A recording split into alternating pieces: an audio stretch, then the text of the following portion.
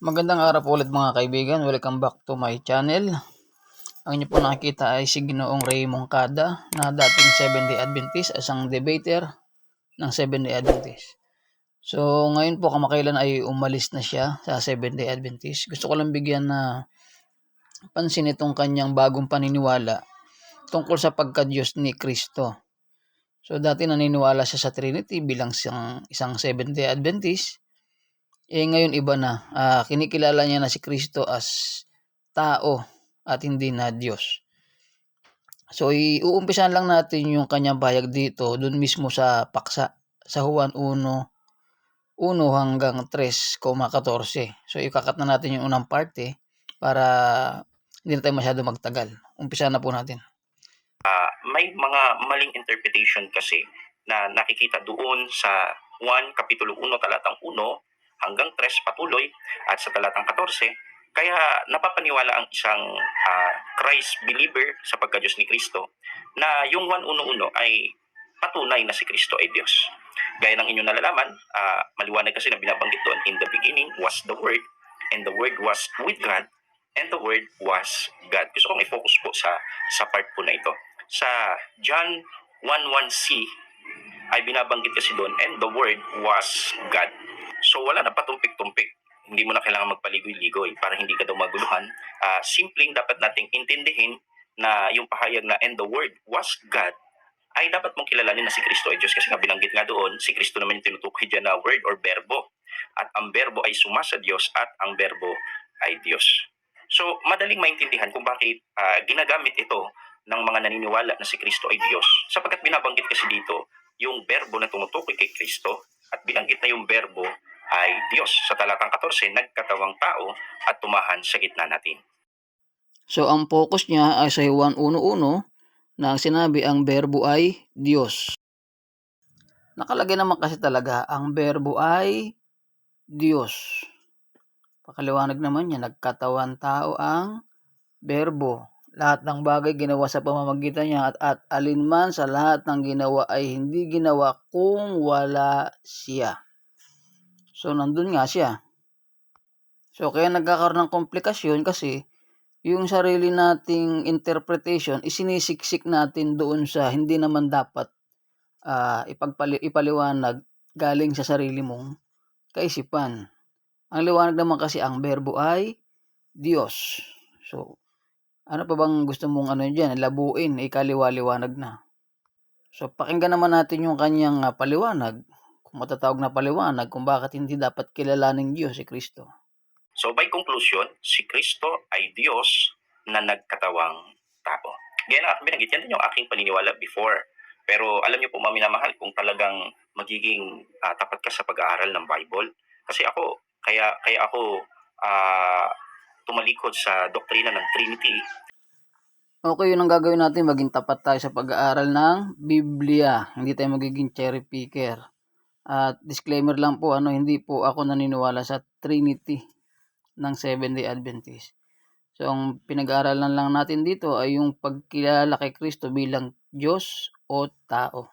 So, ikat lang po natin yung ilang bahagi na wala namang kinalaman sa paksa. Ituloy lang po natin para mas mabilis po tayo doon mismo sa 1:1 na kanyang sinasabi. Tuloy po natin. At ako bilang isang Seventh-day Adventist, pareho kami ng pananaw dati sa John 1:1. Pero ito brother, bibigyan kita ng idea kung bakit hindi mo dapat gamitin o ng kahit sino man na naniniwala sa pagka-Diyos ni Kristo ang talatang ito para sabihin si Kristo ay tunay na Diyos. Unang argumento po dyan, based po sa talata, si Kristo ay mayroong kasamang Diyos.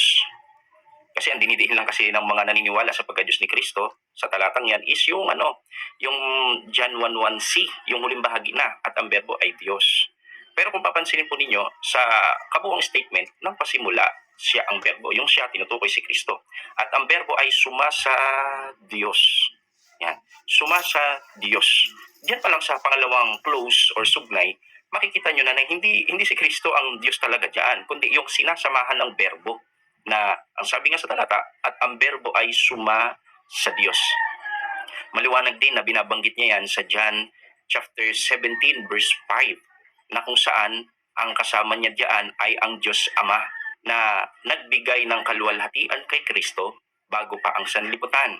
So sa kanya rin nanggaling, ayon sa 1:17:5, ang kasama ni Kristo ay ang Ama na binigyan siya ng kaluwalhatian bago lalangin ang sanlibutan. So magkasama na sila nung binigyan ng Diyos ng kaluwalhatian si Kristo bago pa likhain ang sanlibutan.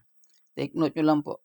That sense, makikita mo na sa John 1:1b, yung banggit na at ang berbo ay suma sa Diyos, ay matibay na katunayan na hindi si Kristo ang Diyos, kundi yung kanyang sinasamahan.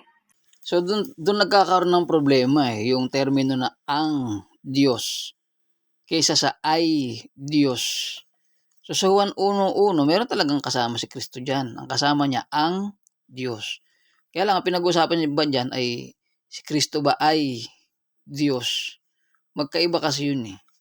Ang kasama ni Kristo sa 1:1 ay ang Ama. Ngayon, yung kasama ng Ama, ano ba yun? Tao ba yun? O Diyos? Ayun liwanag sa sinasabi mo na John 1:1c, ang berbo ay Diyos. Hindi naman sinabi dyan ang berbo ay hindi Diyos. Kaya gumugulo kasi nililikot yung talata. Tuloy natin. Kapag hindi mo kasi i-consider yung buong verses, doon ka lang po-focus sa John 1:1c sa huling bahagi, maniligaw ka talaga. Kaya unang patunay na hindi si Kristo ang Diyos diyan sapagkat yung sinasamahan ni Kristo, yun kasi yung tunay na Diyos. At ang berbo ay suma sa Diyos. Kaya kung yung berbo na suma sa Diyos ay gagawin mong Diyos, tapos siya ay suma sa Diyos, logically speaking, magiging dalawa ang Diyos mo. So, nandun ang problema niya. Logically speaking daw, magiging dalawa ang Diyos mo. Actually, ang mali kasi ng iba, ang laging ginagamit ay 1 + 1 equals 2. Matematika ng tao. Mali. Kasi hindi naman lahat ng isa, plus isa, dalawa agad. Yung marami nga, isa lang di ba? Kayong lahat ay iisa kay Kristo. Yung mag-asawa, hindi dalawa yun. Di ba? Isa lang yun, kahit basahin sa Mateo 19:4. Ang isa ay ang dalawa ay magiging isang laman. Hindi na sila dalawa, kundi isang laman. So kung Biblia Matematika ang gagamitin natin, hindi pwedeng laging 1 + 1 ay 1. Di ba? Pansinin nyo 1 × 1, 1 divided 1. Isa lang din naman ang sagot dun Ang mali kasi, laging nakatutok tayo dun pag sinabing isa plus isa, dalawa. Kung tayo ang bibilang, 1 + 1, dalawa siya. Pero kung Biblia pag-usapan natin sa pagbibilang, yung isa plus isa plus isa plus isa, pwedeng isa lang yun. Ngayon, ang pag-uusapan naman natin, yung ama at saka yung kanyang bugtong na anak, kung tayo bibilang, dalawa talaga siya. Pero kung babalikan natin, uugatin natin yung ginamit na Diyos sa Genesis 1:1, yung Elohim, babanggitin niya rin sa bandang dulo Pag-aralan natin yung Elohim na yan. Natapos na po dito yung unang bahagi. Itutuloy po natin ikalawang bahagi. Dito po sa unang bahagi, nakita natin yung kanyang pananaw dun sa sa Juan 1:1, ang berbo ay Diyos, para sa kanya ay hindi siya ang Diyos. Doon kasi siya nalilito Magkaiba kasi yung ang Diyos kaysa ay Diyos. So, doon siya nalilito. Wala naman sinabi doon sa talata na si Kristo ang Diyos. Ang sinabi doon, ang berbo ay Diyos. Kaya nakukonfuse siguro si Mr. Moncada. So, gaya rin ang sinabi niya kanina, wag na magpatumpik-tumpik pa, wala nang para hindi na gumulo. Kung tutuusin, dapat naman talaga hindi mo naguluhin Ang liwa-liwanag Ang berbo ay Diyos. Wala naman sinabi dyan, ang berbo ay hindi Diyos. So, ituloy po natin ito sa ikalawang pagkakataon. Kung paintulad ng Panginoon Diyos, sundan niyo po yung part 2. Maraming salamat po.